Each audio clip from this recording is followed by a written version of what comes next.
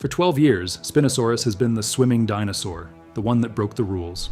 A 15-meter predator with a sail on its back and a crocodile's face paddling through Cretaceous rivers, diving after fish.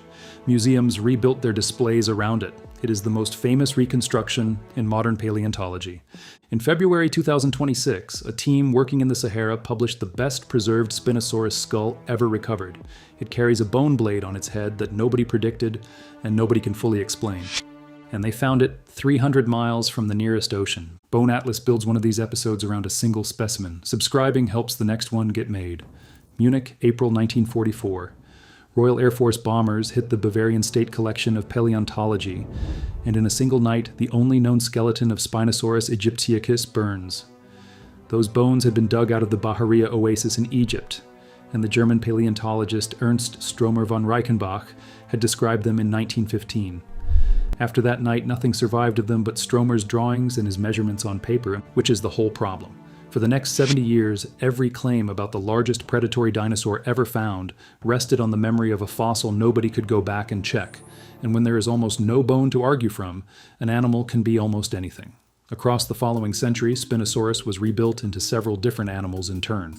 In 2005, Cristiano Dal Sasso and colleagues described new snout material from Morocco and scaled the skull toward 1 3/4 meters, longer than any Tyrannosaurus skull ever measured. Strange, but still recognizable. Then a team led by Nizar Ibrahim published in Science in 2014 and rebuilt the entire animal around a partial skeleton from the chem beds. Short hind limbs, dense, heavy bone. Nostrils pulled back along the snout, away from the tip. Their reading of it was a semi-aquatic predator, and that reconstruction went around the world inside a week. One of the co-authors on the paper was Paul Sereno of the University of Chicago. Remember him. 6 years later, the same group went much further. Writing in Nature, Ibrahim and his colleagues described the tail, built from tall, thin, blade-like neural spines that together formed a broad, flexible paddle. They cast a physical model of it and swung it through a water tank to measure thrust. Their conclusion was tail-propelled swimming. And in that moment, Spinosaurus stopped being a shoreline animal in the public imagination and became a river monster with an oar. 2 years on, Matteo Fabri and colleagues appeared to shut the case for good. They measured global bone compactness in femora and ribs across a wide sample of living and extinct animals, then ran the numbers through a statistical technique called phylogenetic flexible discriminant analysis. In living animals, dense limb bone tracks with foraging underwater. It works as ballast. Spinosaurus came back dense. Its relative baryonyx came back dense. The verdict, published in Nature, was subaqueous foraging, an animal that submerged and chased prey below the surface. Museums began quietly repainting their signage. For a few years, the diving dinosaur was simply what everybody knew. But Sereno had been reading the same bones and arriving at the opposite answer, and in 2022 he published in eLife under a title that left almost no room for interpretation. Spinosaurus is not an aquatic dinosaur. His team modeled the animal's buoyancy and its stability in water, and found it unstable at the surface and badly equipped to submerge and stay down. Then, in March 2024 in PLOS 1, Nathan Meyervold, Sereno, and their co-authors went after the density argument directly. They had cut the original thin sections themselves, so they simply tried to reproduce the compactness values. The numbers moved. They shifted depending on where along the bone the section was taken and how it was prepared, and they shifted by enough to hollow out the conclusion drawn from them. Their own reading of the heavy bone was mechanical rather than aquatic. A predator that size, standing on short hind limbs, needs dense bone just to hold itself up. So the man who helped announce the swimming Spinosaurus in 2014 had spent the decade since taking it apart. What the field had by 2024 was 2 teams, 2 irreconcilable animals, 1 genus, and a fossil record so thin that both sides were arguing from scattered, disarticulated bones and the ghost of a skeleton that burned in Munich. But the real flaw in the argument was somewhere neither side had thought to look. Every significant spinosaurid fossil ever recovered, by anyone, had come out of sediments laid down near an ancient coastline. Coastal rock was where the fossils were, therefore coastal habitat was the only habitat the fossils could describe. If Spinosaurus had ever lived anywhere else, nobody had the rock to prove it, and no amount of remeasuring the same femurs was ever going to produce it. So, what could possibly settle an argument like that? Not a new analysis, a new address. Somewhere in the 1950s, a French geologist working in Niger published a monograph that mentioned, in passing, a single saber-shaped tooth resembling those of Carcharodontosaurus. One line, buried in a technical document, then nothing for 70 years. By Sereno's account, nobody had gone back to that locality since. In 2019, his expedition went looking for it, wandering into open sand seas with no roads and no guarantees. They never found the tooth site. What they found instead arrived through a stranger. A Tuareg man they met along the way offered to take them out on his motorbike to a place he knew, where he had seen enormous bones weathering out of the ground. It cost them most of a day driving deeper into nothing.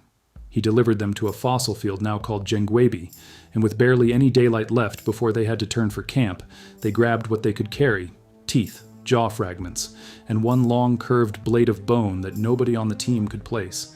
They came back 3 years later with a bigger crew, and they pulled 2 more of the same blades out of the same rock. One odd bone is an anomaly, and an anomaly can be explained away. 3 of them is a diagnosis.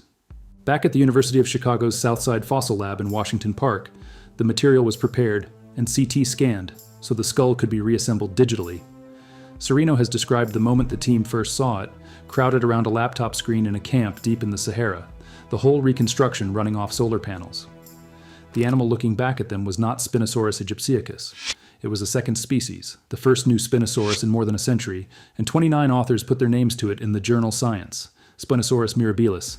The crest is what made the headlines. It is not what settled the argument, but it is genuinely without precedent.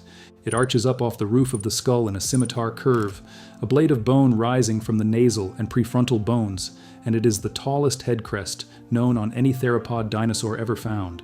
What lifts it beyond a curiosity is the bone surface. The texture and the network of vascular canals running through the interior indicate that in life, the blade was sheathed in keratin, the same protein that builds a fingernail and a bird's beak.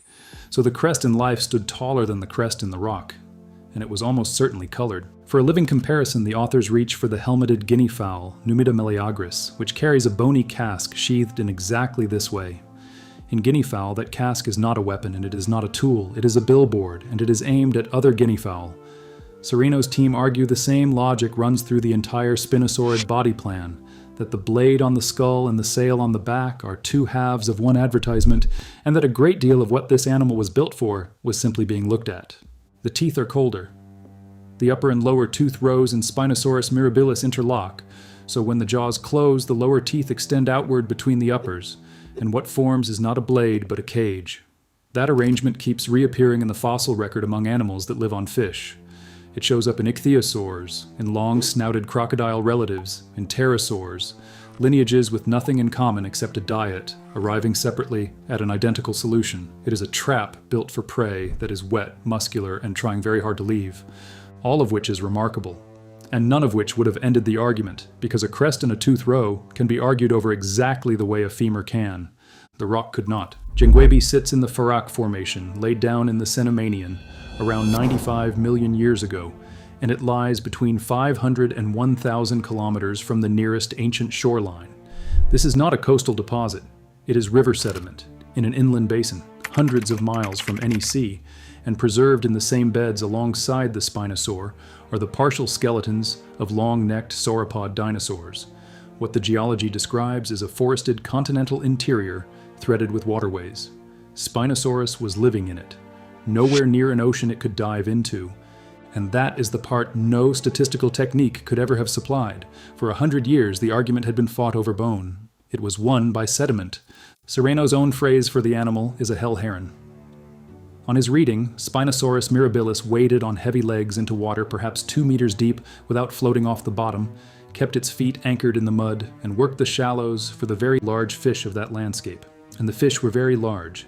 The coelacanth Mawsonia swam those rivers at several meters in length, a heavy, thick-scaled, slow-moving animal, and the reconstruction the team commissioned from the paleo artist Danny Navarro shows a Spinosaurus mirabilis standing over the carcass of one on a forested riverbank. So the diving dinosaur that museums repainted their halls for is not what the best preserved and best located Spinosaurid material describes. Evidence suggests something stranger and far less cinematic. A predator the size of a house, standing dead still in shin-deep water in the middle of a continent, built like a wading bird and crowned like a rooster, waiting. And having rewritten the animal, the paper then closes out the entire lineage. Sereno and his colleagues lay out a spinosaurid radiation unfolding in 3 stages across roughly 50 million years, with aquatic adaptation deepening at every step, and the whole group tracking the shifting habitats around the ancient Tethys Sea. The last of those stages begins just before the late Cretaceous, as the Atlantic Ocean opens and Africa and South America begin to tear apart. In that final phase, the Spinosaurians reach their maximum body size, they specialize hard as shallow water ambush hunters, and their range contracts down to northern Africa and South America. Therefore, they had nowhere to go when the water changed. At the end of the Cenomanian, global sea level rises sharply and the climate reorganizes with it. The inland river systems these animals had spent 50 million years narrowing themselves onto are drowned, redrawn, and broken apart. There is no asteroid in this story, no ash cloud, no single afternoon that ends the world. The water simply moves, and the most committed fish hunters in the history of the dinosaurs discover they have nowhere left to stand.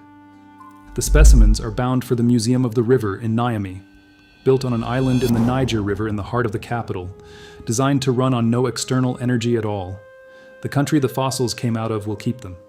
And 111 years after Ernst Stromer described a skeleton that no longer exists, the animal he named has finally acquired a second species, a face nobody predicted, and an address 500 kilometers from the sea. Till the next find, this is Bone Atlas.